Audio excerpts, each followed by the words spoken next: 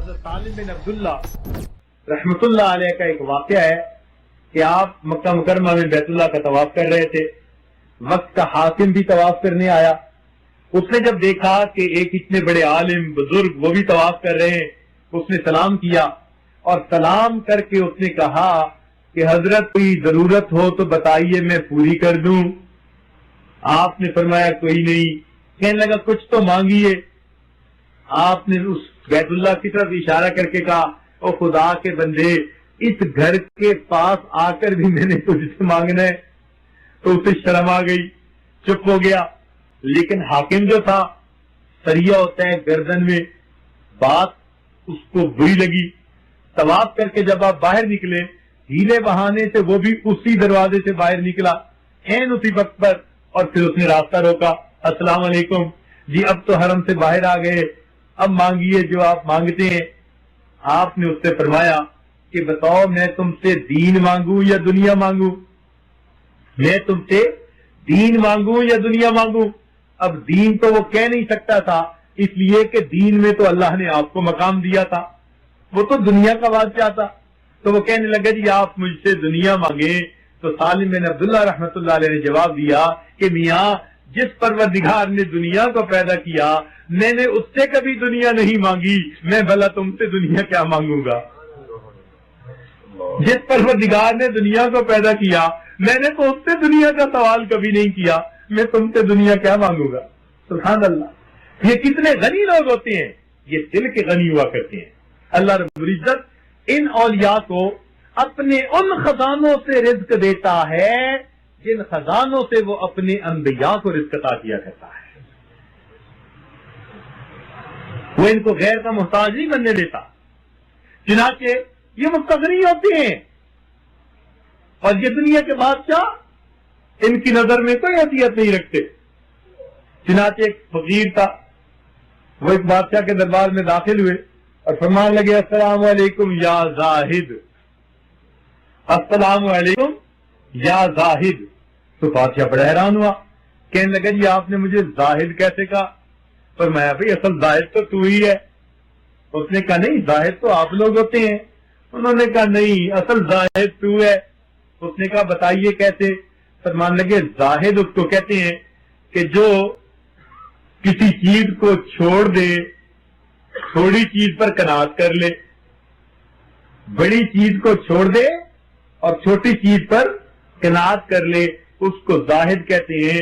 فرمانے لگے تو نے دین کو چھوڑ دیا, دنیا پہ قناعت کر لی, تجھ سے بڑا زاہد اور کون ہو سکتا ہے؟ تب اس کو احساس ہوا کہ ہو مجھے انہوں نے زاہد کس انداز سے کہا. تو یہ فقراء بھی بسا اوقات عجیب عجیب باتیں کیا کرتے ہیں. چنانچہ ایک بادشاہ جا رہا تھا تو اس کو راستے میں ایک جو ہے اللہ والا بیٹھا ہوا ملا, اپنی چٹائی پر اللہ اللہ کر رہا تھا. اب اس نے دیکھا کہ یہ اللہ اللہ کر رہا ہے تو یہ رکا اور اس نے چاہا کہ بھئی میں اس کو کچھ دوں, مگر بادشاہ تھا, اس نے سوچا بھئی یہ مجھ سے مانگے تب میں دیتا اچھا لگتا ہوں. تو اس فقیر کو بلایا اور کہا مانگ میاں مجھ سے کیا مانگتے ہو؟ مانگ میاں مجھ سے کیا مانگتے ہو؟ تو وہ فرمانے لگے کہ ارے میاں میں اپنے غلام کے غلام سے بھلا کیا مانگوں؟ میں اپنے غلام کے غلام سے کیا مانگوں؟ کہنے لگا کیا مطلب؟ وہ فرمانے لگے دنیا میری غلام ہے اور تو دنیا کا غلام ہے, تو میں اپنی غلام کے غلام سے کیا سوال کروں؟ تب ان کو پتا چلا کہ اللہ رب العزت نے اس کو دل کا غنی بنایا ہوا تھا. ایک اور بادشاہ جا رہا تھا, اس نے دیکھا کہ ایک فقیر راستے کے اندر لیٹا ہوا ہے, پاؤں پسارے ہوئے ہیں, پرواہ نہیں ہوتی کسی بات کی. اب بادشاہ کی سواری گزرنی تھی, ہٹو بچو پولیس شور مچا رہی تھی, لیکن یہ مزے سے ٹانگیں پھیلا کے سویا ہوا ہے. بادشاہ گزرا تو اس نے اس کی طرف دیکھا, اس نے اس کی طرف دیکھا, تو بادشاہ نے اس کی طرف جو ہے اشارتاً ایک سوال کیا. کہنے لگا میاں پاؤں کب سے پھیلانے شروع کیے؟ اس نے وہیں سے جواب دیا کہ جی جب سے میں نے ہاتھ سمیٹے ہیں تب سے میں نے پاؤں پھیلا دیے ہیں. جب سے میں نے ہاتھ سمیٹ لیے تب سے میں نے پاؤں پھیلا دیے. اب مجھے نہیں پرواہ کسی بادشاہ کی, میں نے مخلوق سے اپنے ہاتھوں کو سمیٹ لیا, اب میں پاؤں پھیلا کے لیٹا ہوا ہوں, تو انہیں کیا پرواہ ہوتی ہے؟ چنانچہ ایران کے ایک علاقے میں ایران کو بادشاہ نے فتح کیا تو ایک فقیر لیٹا ہوا تھا، شہر کے اندر داخل ہوا تو اس نے دیکھا کہ میں نے شہر فتح کیا اور یہ آرام سے لیٹا ہوا ہے، تو اس نے اسے پاؤں سے ٹھوکر لگائی اور کہا تجھے پتہ نہیں کہ میں نے ملک فتح کیا ہے؟ اس نے آنکھ کھولی اور کہنے لگا اچھا آپ نے ملک فتح کیا ہے؟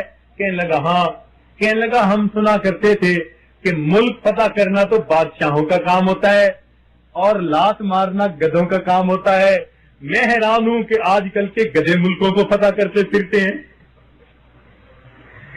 تو ان فقیروں کو آپ آزما کے دیکھیے، یہ دل کے امیر ہوتے ہیں، یہ دنیا کے مال پیسے اور ٹکے ان کی نظر میں کوئی حیثیت نہیں رکھا کرتے، یہ ٹھیکریوں کی مانند ہوتے ہیں۔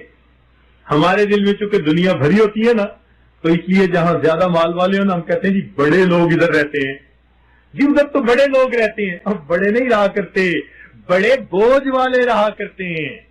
یوں نہ کہا کرو ادھر بڑے لوگ رہتے ہیں، ہمیشہ یوں کہا کرو ادھر بڑے بوجھ والے رہتے ہیں، ان کے بوجھ بہت بڑے بڑے، کہاں کہاں سے کمایا، ایش کوئی کرے گا، ہر حساب ان کو دینا پڑے گا۔